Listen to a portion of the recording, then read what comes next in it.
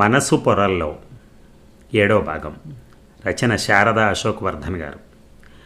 మంచం మీద కూర్చుని కూని రాగం తీస్తూ కొత్త చీరలకు ఫాలు కుట్టుకుంటోంది ఝాన్సీ. లోపలికి వచ్చిన పానకాలు ఆమెను మార్చి మార్చి చూసి, ఎక్కడివి ఇవన్నీ అన్నాడు. ఎక్కడి నుంచి వస్తాయి? కొన్నాను అంది ఝాన్సీ. ఒక్కసారి ఇన్ని చీరలు కొనాలంటే ఎంత డబ్బు అవుతుంది?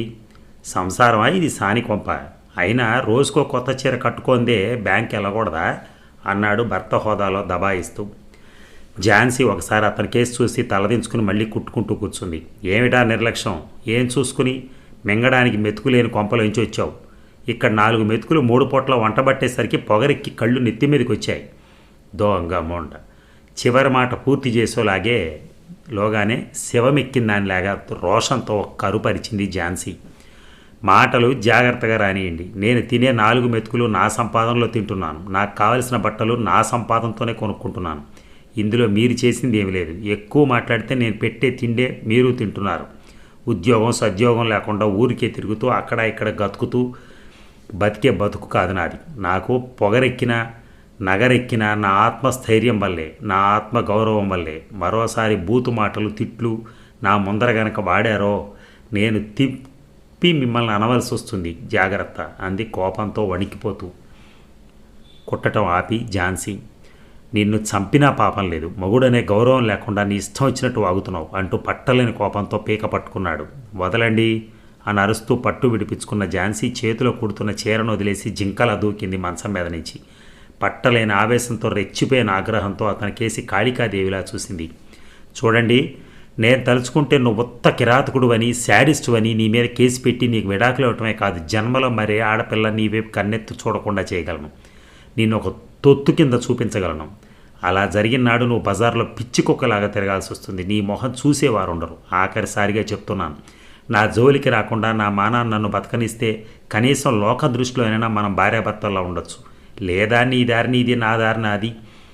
అంతేకాదు, మరో కండిషన్ కూడా ఉంది. నేను సంపాదించి తీసుకొచ్చి నిన్ను పోషించేది లేదు. నువ్వు కూడా ఏదైనా ఉద్యోగం చేయి, లేదా ఊడిగం చేయి, ఏదో ఒకటి చేయి. నీ వంతు సంపాదన కూడా కలిపితేనే ఇద్దరం కలిసి ఉండేది. అంతేకాదు, నా సంపాదన నా ఇష్టం వచ్చినట్టు ప్రవర్తించుకుంటాను, ఖర్చు పెట్టుకుంటాను. అడిగే హక్కు నీకు లేదు. కానీ నువ్వు సంపాదించిన దానిలో 3 వంతులు నాకు ఇవ్వాలి. అంటే ఖర్చులకి. ఇలా నువ్వు అన్నావు అనుకో, నేను ఊరుకోను. అవన్నీ నేనే అంటున్నాను. ఇక నుంచి నువ్వే నాకు ఇవ్వాలి 3 వంతులు అంది ప్రతి అక్షరాన్ని నొక్కి పలుకుతూ. ఆమె అవతారాన్ని, ఆమె చేస్తున్న ఏకవచన ప్రయోగాన్ని భరించలేకపోయినా చేసేది లేక నోరు మూసుకున్నాడు పానకాలు. అతనిలో ఆమె అన్నంత పని చేస్తుందన్న భయం కూడా కలిగింది. కిక్కురు మనకుండా అక్కడి నుంచి వెళ్ళిపోయాడు. చీరలన్నీ తీసి బీరువాలో పెట్టింది ఝాన్సీ. వంటింట్లోకి వెళ్ళి పదార్థాలన్నీ వేడి చేసి తెచ్చి టేబుల్ మీద పెట్టింది. రండి భోజనానికి అంది. పిలిచిందే తడువుగా పిల్లిలా వచ్చి కూర్చున్నాడు టేబుల్ ముందు. మౌనంగానే ఇద్దరు భోజనాలు పూర్తయ్యాయి. పైకి పిల్లిలా తిరుగుతూ ఆమెనేమి అనకపోయినా ఒక రకమైన కక్ష అతనిలో చోటు చేసుకుంది. ఆమె కన్నా ఎక్కువే సంపాదించాలని, ఆమె కన్నా ఎక్కువ హోదాలో ఉండాలని, అప్పటికి కానీ తాను ఆమెను ఎదిరించలేనని అనుకున్నాడు పానకాలు. అతడి బుర్రలో ఆలోచన మెరుపులా మెరిసింది. పొద్దుటే లేచి జగన్నాథరావు గారి ఇంటికి వెళ్ళాడు. వరండాలో కూర్చుని పేపర్ చదువుకుంటున్న జగన్నాథరావు గారి కాళ్ల మీద దబీమని పడ్డాడు. ఏమైంది? లే, ఏమిటిదంతా? ఏదో ఆ అమ్మాయి ఫిర్యాదు చేస్తే నీ మీద కేకలేశాను అంతే, బాధపడకు, లే అంటూ కాళ్ల మీద నుంచి లేవనెత్తారు జగన్నాథం గారు. అది కాదండి అన్నాడు కళ్ళు తుడుచుకుంటూ, ముక్కు చీదుతూ పానకాలు తల వంచుకునే. మరి నేను మిమ్మల్నే నమ్ముకున్నాను ఇన్నాళ్ళు. మీరు తప్ప నాకెవరు దిక్కులేదు. నన్ను కోప్పడ్డా, మందలించినా, బొజ్జగించినా అంతా మీరే. దుఃఖంతో మాట్లాడలేక జేబులో రుమాల కోసం చూసి దొరక్కపోతే బుష్కోట్తోనే కళ్ళు తుడుచుకున్నాడు పానకాలు. అరేరే, ఏడుస్తున్నావెందుకయ్యా? చెప్పాగా నాకు నీ మీద కోపం లేదని. పైగా నువ్వంటే నాకు జాలి. నాకు తెలుసు సార్, అందుకే మిమ్మల్ని వేడుకుంటున్నాను. జన్మలకి మీ ఇంటి ముందు కుక్కలా పడి ఉంటాను. ఒక్క సాయం చేయండి ప్లీజ్ అన్నాడు. ఏం మాటలువి పానకాలు? నీకేం కావాలో చెప్పు అన్నాడు జగన్నాథరావు గారు. ఎప్పుడూ ఏమీ ఎరగని పానకాలు అంత ఇదిగా కాళ్ళ మీద పడి బతిమలాడటంతో ఆయన మనసు ద్రవించిపోయింది. నాకేదైనా మంచి ఉద్యోగం వేయించండి. నా భార్యకు, లోకానికి, అందరికీ లోకు అయిపోతున్నాను. నా భార్య సంపాదన తింటూ బతకాలంటే నాకు సిగ్గుగా ఉంది అన్నాడు తల వంచుకునే. అలాగేలే ఏదో ఒకటి చూద్దాం అన్నారు ఆయన.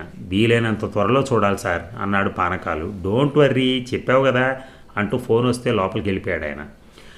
తేలికపడ్డ హృదయంతో ఆఫీస్ గదిలోకి వచ్చి కూర్చున్నాడు పానకాలు. అతను అడిగిన వేళా విశేషమో లేక జగన్నాథం గారి మంచి హృదయమో కానీ ఇండియన్ మెటల్ వర్క్స్ కంపెనీలో ఒక మేనేజర్ ఉద్యోగం ఖాళీగా ఉందన్న వార్త తెలిసింది జగన్నాథరావు గారికి. లంచాలు కుమ్మరించడం, పెద్ద పెద్ద రికమెండేషన్లు తెచ్చుకోవడం చేత కాకపోతే గుమస్తా ఉద్యోగం కూడా దొరకని ఈ రోజుల్లో జగన్నాథరావు గారి పట్ల ఉన్న గౌరవంతో ఆయన మాట మీద ఆ మేనేజర్ ఉద్యోగాన్ని పానకాలకి ఇచ్చారు. నెలకు 5-6 వేలు జీతం, కారు, క్వార్టర్సు అన్నీ ఉన్న ఆ ఉద్యోగం సంగతి వినగానే సంతోషం పట్టలేకపోయాడు పానకాలు. కృతజ్ఞత చెప్పుకుంటూ మళ్ళీ జగన్నాథరావు గారి కాళ్ళ మీద పడ్డాడు. నా పేరు నిలబెట్టు బాబు, బుద్ధిగా ఉద్యోగం చేసుకో, అప్పుడప్పుడు కనిపిస్తూ ఉండు అంటూ అన్ని విషయాలు వివరించి చెప్పారు జగన్నాథరావు గారు. ఆ రోజు భోజనం దగ్గర కూర్చుని తన ఉద్యోగం సంగతి ఝాన్సీతో చెప్పాడు. కనీసం పౌరుషంతోనైనా మంచి ఉద్యోగాన్ని సంపాదించినందుకు అభినందించింది ఝాన్సీ. మర్నాడే ఛార్జీ తీసుకున్నాడు పానకాలు. అతని భాషని, పర్సనాలిటీని చూసి ఇతనా జగన్నాథరావు గారి క్యాండిడేట్ అని ఆశ్చర్యపోయారు మిగతా మేనేజర్లు. తన కోసం కేటాయించిన కారు తీసుకున్నాడు పానకాలు. వారం తిరగకుండా క్వార్టర్స్కు వెళ్ళిపోయాడు. మీరు ఆఫీస్కి వెళ్తూ నన్ను బ్యాంకు దగ్గర దింపి వెళ్ళండి అంది ఝాన్సీ. ఆహా కుదరదు, నీ దారి నువ్వు వెళ్ళు అన్నాడు పానకాలు. నేను వెళ్తాను, కానీ అది నీకే చిన్నతనం, మీరేదో మామూలు ఉద్యోగం చేస్తున్నారు అనుకుంటారు అందరూ అంది అతి మామూలుగా మాట్లాడుతూ. పానకాలు ఒక్క క్షణం ఆలోచించాడు. ఝాన్సీ మీద ప్రేమ లేకపోయినా నలుగురిలో గొప్ప కోసం సరే అన్నాడు.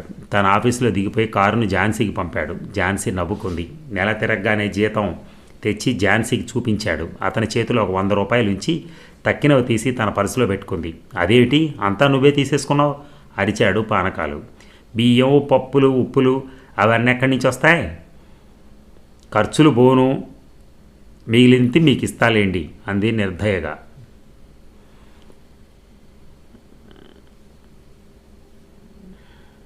మాట్లాడలేకపోయాడు. పానకాలు తన బలహీనతకు తనే నవ్వుకున్నాడు, అసహించుకున్నాడు. ఆఫీసులో తనంటే అందరూ వణుకుతారు, తనను చూస్తూనే పరిగెడతారు. కానీ భార్య మాత్రం ఖాతరు చేయటం లేదు. తన మాటే నెగ్గించుకుంటోంది, తన ఇష్టారాజ్యంగా ప్రవర్తిస్తోంది. చెల్లెలి పెళ్లి కుదిరిందని అక్కయ్య ఉత్తరం రాస్తే 10,000 నగదు, 4 పట్టుచీరలు, 2 తులాల బంగారం అంతా పంపించింది. ఇదేమిటని అడిగితే అంతా నా సంపాదనలో ఇచ్చాను, అంతే, మీకు అనవసరం అంది. విసుక్కున్నాడు పానకాలు. కొత్తలన్నంత కోపం వస్తోంది, కొట్టాలన్నంత. మళ్ళీ తిరిగి కొడుతుందేమో అన్న భయంతో ఊరుకుంటున్నాడు. నిద్రపోతున్నప్పుడు మెల్లగా సిగరెట్తో బుగ్గల మీద, గుండెల మీద వాతలు పెట్టాలనిపిస్తోంది. కానీ దగ్గరికి వెళ్ళాలంటేనే భయం వేస్తోంది. మళ్ళీ తను వాత పెడితే తన కోరిక తీరక బెంగతో కృంగిపోతున్నాడు పానకాలు. ధైర్యం చేసి ఒకరోజు పక్కన చేరి గట్టిగా చెంపలు కొరికేశాడు పానకాలు. ఝాన్సీ మంచి నిద్రలో ఉన్న సమయంలో ఉలిక్కిపడి కేకలు పెడుతూ లేచిన ఝాన్సీ పట్టలేని కోపంతో అతని చెంపలు, చేతులు కొరికేసి గొళ్లతో రక్కేసింది. బాధ నోర్చుకున్నా మర్నాడు ఆఫీస్లో అందరికీ సంజాయిషి చెప్పుకోలేక చచ్చిపోయాడు పానకాలు. అప్పటి నుంచి ఆమె అంటే భయం మరీ ఎక్కువైపోయింది. ఆమంటే ఆమె లేవకుండానే ఇంట్లోంచి వెళ్ళిపోయి హోటల్లో ఏదో తిని ఆఫీస్లో దిగిపోయి కారు పంపించేస్తున్నాడు. సాయంత్రం ఆమె కారు పంపి ఇంట్లో దింపింది. రాత్రికి ఎప్పుడో ఆమె గాఢ నిద్రలో ఉన్నప్పుడు ఇల్లు చేరుకుంటున్నాడు. నెల అయ్యేసరికి డబ్బు మాత్రం ఆమె చేతిలో పడేస్తున్నాడు. ఆమె విడాకులు అడిగి తన గౌరవాన్ని పాడు చేయకుండా ఉండడానికి అదొక లంచం. ఇంట్లో భార్య అణగదొక్కేయటం వల్ల ఆ కోపాన్ని, ఆ కక్షని ఆఫీసులో అందరిపైన చూపిస్తున్నాడు. తన ప్రైవేట్ సెక్రటరీ సుధామ గారు చక్కటి ఇస్త్రీ ప్యాంటు, ఇస్త్రీ టక్కు షర్టు వేసుకుని టై కట్టుకుని నీట్గా తయారై వస్తే కోపం అతని మీద. టైపిస్టు సంతానం నలిగిన షర్టు, చిరిగిన బనీను, చెదిరిన జుట్టుతోటి ఆఫీస్కి వస్తే అతని మీద కోపం. సుధామను చూసి ఏమయ్యా ఆఫీస్కి వచ్చావా, షికారుకని వచ్చావా? పొద్దున ఎలా వస్తావో ఆఫీస్కి, సాయంత్రం అలాగే ఉంటావు, కట్టుకున్న బట్ట నలగకుండా, నీకు అసలు ఉద్యోగం చేయాలని ఉందా లేదా అంటూ మండిపడేవాడు పానకాలు. సుధామకి ఆశ్చర్యం వేసేది. ఆఫీసులో కాలు పెట్టింది మొదలు ఆఫీస్ బయట కాలు పెట్టేదాకా ఒక్క నిమిషం ఊరికే కూర్చోకుండా చచ్చేటట్టు పనిచేస్తుంటే పానకాలు ఇలా తిట్టడం అతనికి అర్థమయ్యేది కాదు. టేబుల్ దగ్గర కూర్చొని పనిచేస్తే బట్టలు ఎందుకు నలుగుతాయి? అతని బట్టలను చూసి పని జడ్జి చేస్తారా? పనిని చూసి అతన్ని జడ్జి చేస్తారా? ఒకసారి కోపం వచ్చి ఈ మాటే అడిగాడు సుధామ పానకాలని. నాకు సమాధానం చెప్తావా రాస్కెల్, నువ్వెంత, నీ తావతెంత, నిన్ను సస్పెండ్ చేసేస్తాను జాగ్రత్త అంటూ అతని మీద అరిచేసరికి సుధామ కంగారు పడిపోయి ఆ మర్నాటి నుంచి మంచి బట్టలు వేసుకోవటం, ఇస్త్రీ బట్టలు వేసుకోవటం మానేశాడు. ముఖ్యంగా పానకాలు కనిపించినప్పుడల్లా మహా అలిసిపోయిన వాళ్ళ ఏడుపు మొహంతో కనిపించేవాడు. ఏమయ్యా నీకు ఏడుపు తప్ప వేరే పని లేదా, ఆ వెధవ మొహాన్ని కాస్త శుభ్రంగా ఉంచుకో అని కేకలేసేవాడు సంతానాన్ని చూసి. నా మొహమే అంత సార్, నేనేం చేయను అంటూ చెప్తే ఈడియట్, ఎవరితో మాట్లాడుతున్నావో తెలుసా అని కేకలేసేవాడు. ఆ విచిత్ర మనస్తత్వాన్ని చూసి విస్తుపోయారు ఆఫీస్లో వాళ్ళు. సీనియర్ అసిస్టెంట్ శిరీష ఆఫీస్లో అందరికన్నా అందమైన పిల్ల, చలాకీగా పిల్లగా పేరు మోసింది. పానకాలకు ఆ అమ్మాయి అంటే పరమ కోపం. అందంలో కౌశల్యని, చలాకితనంలో ఝాన్సీని గుర్తు చేయటమే ఆమె చేసిన నేరం. ఆమెను చూసినప్పుడల్లా కొరికేయాలనో సిగరెట్తో కాల్చేయాలనో అనిపించేది పానకాలకి. కానీ ఏమీ చేయలేని నిస్సహాయ స్థితి అతన్ని పిచ్చివాడి చేసేది. అందుకే ఆమెను చూస్తే చాలు తోగ తొక్కిన తాచులాగా బుස්සలు కొడుతూ రెచ్చిపోయేవాడు. అతడు ఎందుకలా రెచ్చిపోతాడో తనకు చూడగానే అర్థం కానీ శిరీష అతను కంటపడకుండా తప్పించుకుని తిరుగుతోంది. ఆఖరికి పానకాలకి ఆడపిల్ల ఎవరైనా కనిపించినా కోపంగా ఉండేది. సాధ్యమైనంత వరకు ఆడవాళ్ళని తన పనిలో ఉపయోగించుకునేవాడు కాదు. కానీ తప్పనిసరి పరిస్థితులు ఎవరైనా పనిచేయాల్సి వస్తే మటుకు వాళ్ళని నానా యాతన పెట్టేవాడు. టైపిస్టు రత్నకుమారి చేసే ప్రతి పనిలో ఏదో ఒక తప్పు బట్టి ఒక్కొక్క కాగితాన్ని ఏదో మిషతో 10 సార్లు టైప్ చేయించేవాడు. 1-10 సార్లు ప్రతి పని చేసిన పనే చేసి అలసిపోయి ఆమె బాధపడుతూ ఉంటే అతనిలోని పశు ప్రవృత్తి మేల్కొని ఎంతో ఆనందించేవాడు పానకాలు. అతను పనిచేస్తున్న కంపెనీలో అందరికీ అతనంటే అసహ్యమే, భయమే. కానీ ఏం చేస్తారు, నోరు మూసుకుని కిక్కురు మనకుండా మౌనంగా పడుండేవారు స్టాఫ్ అంతా. లంచ్ అవర్లో స్టాఫ్ని భోజనాలకు పోకుండా ప్రత్యేకంగా పిలిచి పనిచెప్పేవాడు పానకాలు. అతను ఆఫీసులో కాలు పెట్టిన దగ్గర నుంచి ఏ ఒక్కరూ మధ్యాహ్నం కాఫీలకి సరైన టైంకి పోలా. పైగా ఎవరైనా లంచ్ టైంలో లేరు అంటే వాళ్ళ మీద విరుచుకుపడేవాడు. ఏమయ్యా ఎంతసేపు పందిలా నీకు తిండి ధ్యాసేనా అంటూ అందరిలోనూ హేళన చేస్తూ మాట్లాడేవాడు. రాను అతను సాధింపులు బెదిరింపులు భరించలేని జనం తిన్నగా జగన్నాథరావు గారి దగ్గరికి వెళ్ళి మొరపెట్టుకున్నారు. కానీ ఏం లాభం, జగన్నాథం గారి దగ్గరికి వెళ్ళినప్పుడల్లా పానకాలు ఎంతో భక్తిభావంతో కృతజ్ఞతలు వెళ్ళగక్కుకోవడం వల్ల, గట్టిగా అతను కేకలేస్తే పానకాలు కన్నీళ్లు పెట్టుకోవడం వల్ల, ఇంట్లో ఆ పని ఈ పని చేస్తూ నమ్మకంగా ఉండడం వల్ల జగన్నాథరావు గారు మెల్లగా మందలించడం తప్ప ఏమీ అనలేకపోయేవారు. దాంతో ఆఫీసులో అందరూ కూడా ఏమీ చేయలేని నిస్సహాయ స్థితిలో, పరిస్థితుల్లో రాజీ పట్టడం తప్ప ఏమీ చేయలేకపోయారు. కళ్ళు తాగిన కోతిలాగా ఆఫీస్ని అంతా అల్లకల్లోలం చేసి పారేశాడు పానకాలు. తన ఇష్టం వచ్చిన వాళ్ళకి ప్రమోషన్లు ఇచ్చేశాడు, లేని వాళ్ళని అదపాతాళకు నొక్కి పారేశాడు. అతనితో విసిగిపోయిన జనం నన్ను బ్రోమని చెప్పవే సీతమ్మ తల్లి అన్నట్టు ఝాన్సీ లక్ష్మి గారితో మొరపెట్టుకున్నారు ఇంటికెళ్ళి. నేను చెప్తాలేండి అని కొందరికి, నాకు తెలియదు పొమ్మని కొందరికి సమాధానాలు చెప్తూ ఆమెకు కావలసిన విధంగా మనుషులను ఆమె ఉపయోగించుకుంటూ పరోక్షంగా ఒక ఆట ఆడించింది ఝాన్సీ లక్ష్మి. ఆఫీసులో 2 గ్రూపులు తయారైన ఝాన్సీ లక్ష్మి గ్రూప్కే పలుకుబడి ఎక్కువ. పానకాల గ్రూప్ వారు ఝాన్సీ లక్ష్మి గారి మనుషులంటే భయపడేవారు. ఈ పరిస్థితిని అదనుగా తీసుకుని ఆఫీసులో కొందరు వారి పర్సనల్ శత్రుత్వాన్ని పునరుద్ధరించాలని పగ సాధించుకున్నారు. పానకాలకి పితిరీలు వినటం, గప్పాలు కొట్టడం మహా సరదా. అందమైన వాళ్ళని చూసి భరించలేనట్టే, ఆడవాళ్ళని చూసి రెచ్చిపోయినట్టే. పానకాలు తనకన్నా పనిలో సమర్థులైన వారిని, తనకన్నా తెలివితేటలు గల వాళ్ళని చూసి ఓరవలేడు. విలియమ్స్ ఆఫీస్లో మంచి పనిమంతుడని, ఏ సమస్యనైనా అవలీలగా పరిష్కరించగల సమర్థుడని పేరు పొందాడు. పానకాలకు ముందున్న అధికారులందరూ కూడా ఆయనకు అలాగే సర్టిఫికెట్ ఇచ్చారు. అందుకని విలియమ్స్ అంటే పానకాలకు మంట. ఏదో ఒక రకంగా అతన్ని దుయ్యబట్టాలనే అవకాశం కోసం ఎదురు చూస్తూ వచ్చాడు పానకాలు.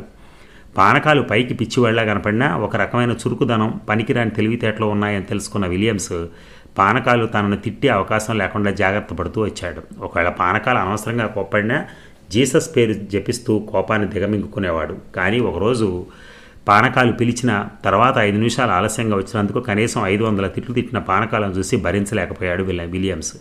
వెంటనే సెలవు చీటీ రాసి పడేసి వెళ్ళిపోయాడు. అంతేకాదు పానకాల ఆఫీసులో ఉన్నంత వరకు అక్కడ కాలు పెట్టనని శపథం చేసి మరీ వెళ్ళిపోయాడు. అలా ఎందరో వెళ్ళిపోవటం, కొత్త వాళ్ళు అనేవాళ్లనో పానకాలు తెచ్చిపెట్టడం, మొత్తానికి ఆఫీసునంతా గందరగోళంగా తయారైంది. అస్తవ్యస్తాల నిలయం అయిపోయింది. ఇదిలా ఉండగా ప్రతి మొగాడిని మాటల్లో పెట్టి వగలు వలకబోస్తూ తన చుట్టూ తిప్పుకోవడానికి ప్రయత్నించే స్వభావం గల శీతల్ పానకాలు వెర్రిబాగులు వాడని భావించి తన నగలన్నీ అతని ముందు వలకబోసింది. వగలన్నీ అడగాలంటేనే ఆమడ దూరం పారిపోయే పానకాలు కూడా ఇది అంతద్దీన ఆటలు నా దగ్గర అనుకుంటూనే కాలక్షేపానికి కాసేపు పిలిచేవాడు. పాప శీతల్ అందరినీ బెదిరించి తిట్టిపోసే పానకాలు తనను కోరి పిలిపించుకుని మాట్లాడటంతో విశ్వామిత్రుడిని జయించిన మేనకలాగానో, ఇంద్రుడిని మురిపించే రంభలాగానో అనుకుని మురిసిపోయింది. రాత్రి 10 గంటలైనా తను ఇంటికి వెళ్లకుండా శీతల్ను వెళ్ళనివ్వకుండా తను ఎదురుగా కూర్చోబెట్టుకునేవాడు. అతను నిజంగా అందగాడైనా రసికుడైనా శీతల పరిస్థితి వేరుగా ఉండేది. కానీ కురూపి కర్కోటకుడు మొరటు మనిషి అయిన పానకాల దగ్గర గంటలు నోరు విప్పకుండా బొమ్మలా కూర్చోవటం కష్టమే అనిపించి అనిపించింది. కానీ పిచ్చివాడు, అందరినీ కాదని తనకేదో పెద్ద పదవిని కట్టబడతాడని ఆశించింది. రాత్రి దా కూర్చోబెట్టి బుర్రుమని తన కారులో వెళ్ళిపోయేవాడు. ఇస్రోమంటూ కాళ్ళు ఈడ్చుకుంటూ చలిలో వణుక్కుంటూ చీకట్లో బిక్కుబిక్కుమంటూ ఇంటికి వెళ్ళేది శీతల్. ఈ సంగతి శీతల్ పానకాలతో చెప్తే పానకాలు పక్కపక్క నవ్వేవాడు. ఆ నవ్వు ఆనందం వల్ల కాదు, హేళన కూడా కాదు, ఒక రకమైన కక్షతో కూడిన పైశాచిక ఆనందం అది. ఒక్కొక్కసారి అందరి ముందు ఆమెను బాగా తిట్టేసేవాడు. కానీ పదవి వ్యామోహంలో అన్నీ భరించేది శీతల్. నవ్విపోదురుగాక నాకేటి సిగ్గు అన్నట్టు. ఏ గూఢచారుల వలననో శీతల సంగతి ఝాన్సీ లక్ష్మికి తెలిసింది. ఆ రోజు రాత్రి భోజనాలు అయ్యాక ఝాన్సీ లక్ష్మి పానకాల జేబులోంచి సిగరెట్ పెట్టింది తీసి అందులో ఒక సిగరెట్ తీసి వెలిగించింది. ఎందుకది అడిగాడు పానకాలు అర్థం కాక. ఎందుక, నాకు ఎక్కడెక్కడ వాతలు పెట్టారో అక్కడక్కడ శీతల పేరు చెప్పి వాతలు మీకు పెడతాను మళ్ళీ, దాని మొహం చూడకుండా అంది ఝాన్సీ. వద్దు, అలా చేయకు, శీతల మొహం చూడను, అయినా ఆ ముండతో నాకేం సంబంధం లేదు, ప్రామిస్ అని చేతులు జోడించాడు పానకాలు భయంతో. నిజం చెప్తున్నావా? ముందు ఆడవాళ్ళని ఆ తిట్లు మాను. సరే ఒట్టు, కావాలంటే రేపటి నుంచి నువ్వు చూసుకో, అసలు దాన్ని ఆఫీస్లో లేకుండా బయట పనులు చేసుకోవటానికి పంపించేస్తాను, ప్రామిస్, ఇంకెప్పుడు ఎవరిని తిట్టను అన్నాడు ఇంచుమించు వణికిపోతూ. ఝాన్సీ లక్ష్మికి జాలేసింది. సిగరెట్ని ఆర్పేసి అవతల బారేసింది. జేబులో ఉన్న సిగరెట్ పెట్టే మొత్తం తుంపి ముక్కలు చేసి అవతల పడేసింది. బానకాలు అదంతా చూస్తూ ఊరుకున్నాడు, నోరు మెదపలేదు. మంచం మీద ముడుచుకుని పసిపిల్లలా పడుకున్నాడు దుప్పటి కప్పుకొని. ఝాన్సీకి గుండె కరిగిపోయింది. తన ప్రవర్తన మీద తనకే కోపం వచ్చింది. ఎందుకిలా మారిపోయింది తను? పెళ్ళి సంసారాన్ని గురించి ఎన్నో తీయని కలలుగా అంది కన్నెపిల్లగా. భర్త గుండెలో గూడు కట్టుకుని అతని ఊపిరితో తన ఊపిరిని జోడించి మురళీనాథంలా తన్మయత్వాన్ని పొందుతూ అతనే తానుగా తనే అతనుగా మధుర ప్రేమలో మైమరిచిపోయే ప్రణయిని రాధలా బతకాలనుకుంది. చిలిపి కయ్యాలతో మాటా విసురుకుంటూ చలాకీగా తన చుట్టూ తిప్పుకుంటూ తన కోసం ఏమైనా చేయగలిగేలా అతన్ని మలుచుకుంటూ గీసిన గీత దాటనివ్వని సత్యభామలా ఉండాలనుకుంది. అనురాగము, ఆదర్శ పత్ని రుక్మిణీదేవిలాగా అతన్ని పూజిస్తూ అతను హృదయ మందిరంలో నివసించాలనుకుంది. మన శాస్త్రాలు బోధిస్తున్నట్లుగా తూచా తప్పకుండా కార్యేషు దాసిగా, కరణేషు మంత్రిగా, భోజ్యేషు మాతగా, రూపేషు లక్ష్మి, శయనేషు రంభగా షట్కర్తలను పాటిస్తూ పిల్లా పాపలతో ఇల్లే వైకుంఠంగా జీవించాలనుకుంది. అటువంటిది ఇప్పుడు ఏం చేస్తోంది? భర్త అనే గౌరవం లేకుండా నువ్వంటూ భర్తగా కాక బానిసగా చూస్తోంది అతన్ని. తల్లి చెప్పిన మాటల్ని పెడచెవిని పెట్టింది. ఎందుకు ఇలా జరుగుతోంది? ఆర్థికంగా స్వతంత్రులైనందుకు తనలో అహం పెరిగిందా? అతనంటే చులకన భావం ఏర్పడిందా అనుకుంది. ఒక్క క్షణం ఝాన్సీ గుండె కరిగిపోయింది. ఆలోచనలతో బుర్ర వేడెక్కిపోయింది. తల బద్దలైపోతున్నట్టు అనిపించింది. వెళ్ళి మంచం మీద వాలిపోయింది దీపం ఆర్పేసి.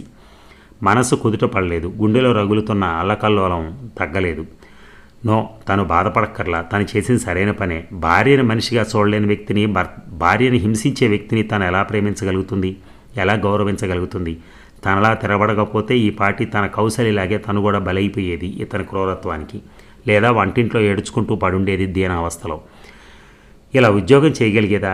తన చెల్లెలికి పెళ్లి చేయగలిగేదా? అతనికి ఉద్యోగం వచ్చేదా? తనను పౌరుషంగా మాట్లాడి ఉండకపోతే, కనుక అతని ప్రవర్తనకి తను అలా ప్రవర్తించి ఉండకపోతే పరిణామాలు వేరుగా ఉండేవి అనుకుని తనకు తానే సర్ది చెప్పుకుని తృప్తిగా నిట్టూర్చింది.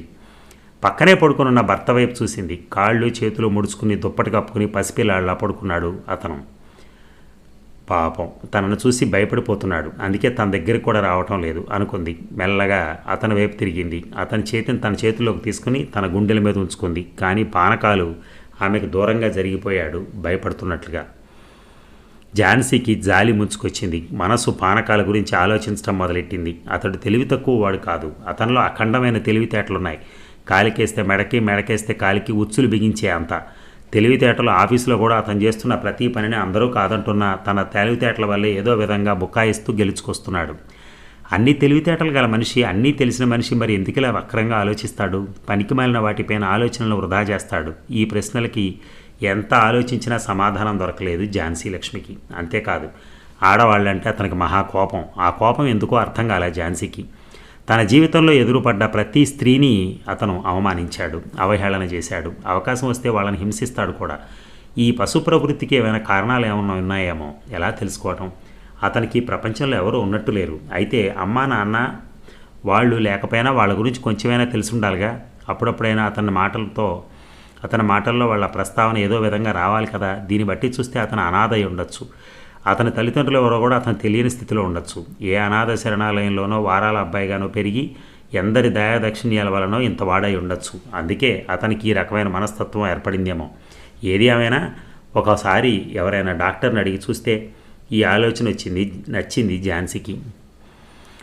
ఎలాగైనా అతన్ని డాక్టర్ దగ్గరికి తీసుకెళ్లాలని, మానసిక శాస్త్ర నిపుణుడి చేత పరీక్ష చేయించాలనుకుంది. ఈ ఆలోచన రాగానే మనసు కాస్త కుదుట పడ్డట్టు అనిపించింది. పక్కనే గుర్రు పెట్టి నిద్రపోతున్న అతని కేసు చూసింది.